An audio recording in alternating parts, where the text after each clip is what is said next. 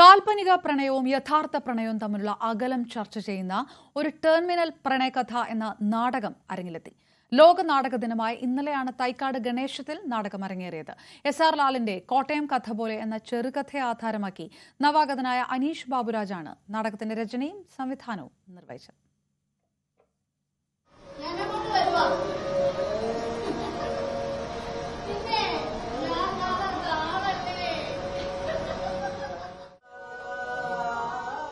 എഴുത്തുകാർ ഉൾപ്പെടെയുള്ള കലാകാരന്മാർ യാഥാർത്ഥ്യബോധത്തിൽ നിന്നും എത്രമാത്രം അകലെയാണ്.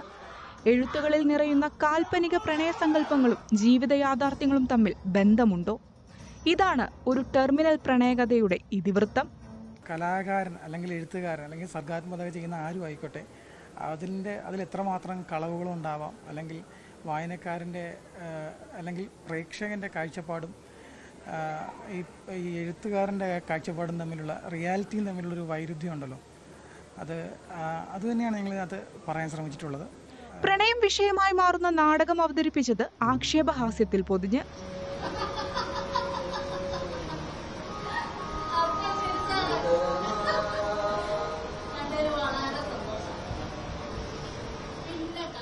എ പ്ലേസ് ഫോർ തിയേറ്റർ ആണ് നാടകം അരങ്ങിലെത്തിച്ചത്. തിങ്ങി നിറഞ്ഞ സദസ്സ് കയ്യടിയോടെയാണ് നാടകത്തെ വരവേറ്റത്.